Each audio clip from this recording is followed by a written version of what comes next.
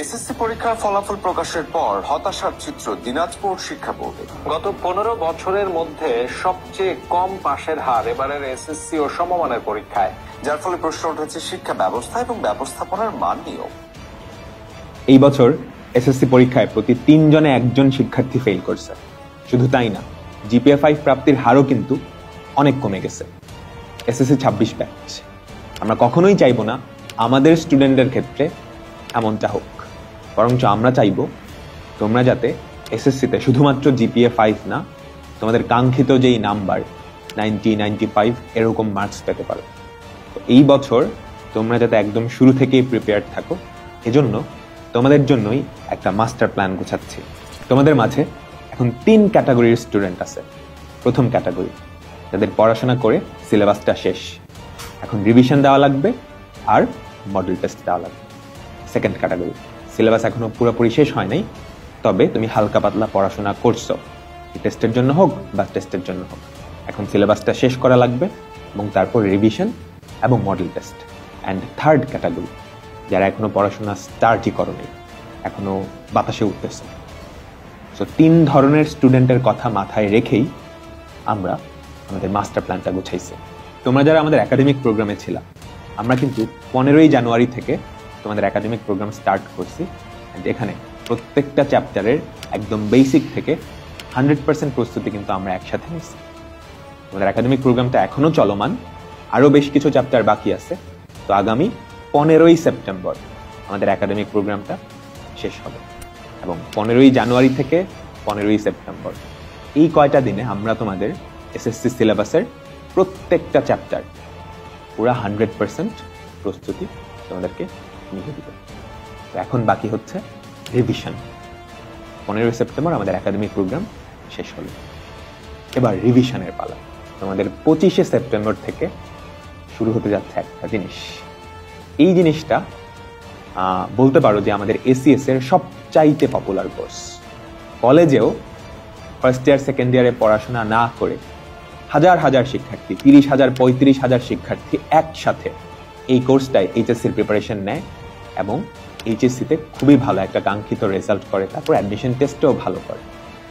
তো তোমাদের এসএসসিতেও এরকম কিছু একটা আসতেছে এবং সেটা আসবে হচ্ছে 25শে সেপ্টেম্বর, যেখানে প্রত্যেকটা চ্যাপ্টারের একটা ক্লাস নিয়ে আমরা ওই চ্যাপ্টারটা তোমাদের এসএসসির জন্য 100% একটা প্রস্তুতি নিয়ে দিব। তো এখন একাডেমিক প্রোগ্রামে যারা ছিল, তোমাদের কি এই কোর্সটা আবার এনরোল করা লাগবে? এবং এটা কিন্তু এসসিএস এর ইতিহাসে প্রথম যে যারা আমাদের একাডেমিক প্রোগ্রামে ছিল তাদেরকে আমরা এফআরবিতে সম্পূর্ণ ফ্রি অ্যাক্সেস দিচ্ছি। তো তোমরা কিন্তু সেটা পেতে যাচ্ছ। এই এফআরবি বা ফাইনাল রিভিশন ব্যাচ, এটা শেষ হচ্ছে কবে? আমাদের 3 মাস সময় লাগবে। 15ই সেপ্টেম্বর থেকে শুরু হবে 25শে ডিসেম্বর। 25শে ডিসেম্বর 2025, অর্থাৎ 3 মাসে আমরা তোমাদের সিলেবাসটা একদম পুরোপুরি কভার করে দিই। তো এফআরবি শেষ হলো। এই পুরো এফআরবির মাঝেই কিন্তু তোমাদের ডেইলি এক্সাম থাকবে, উইকলি এক্সাম থাকবে। এবার ডেইলি এক্সাম, উইকলি এক্সাম তো দিলাম, আমাদের এসএসসির অনুরূপে পরীক্ষা দেওয়া লাগবে না? মডেল টেস্ট বা ফাইনাল মডেল টেস্ট, সেটাও আমরা তোমাদেরকে নেওয়া। সেটা কবে শুরু হচ্ছে? 1 জানুয়ারি 2026। এবং এই মডেল টেস্টগুলো কিন্তু তুমি অনলাইনে বা অফলাইনে গিয়েও দিতে পারবা। সেটার ব্যাপারে ডিটেলসে আমি তোমাদেরকে পরে বলবো। তো এই হচ্ছে যারা আমাদের একাডেমিক প্রোগ্রামে ছিলা বা জয়েন করবা তাদের যেই প্রস্তুতি।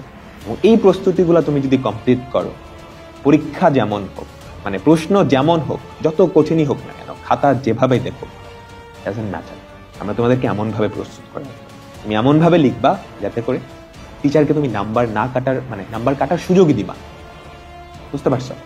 তো এটা গেল কি যারা আমাদের সাথে একাডেমিক প্রোগ্রামে ছিল।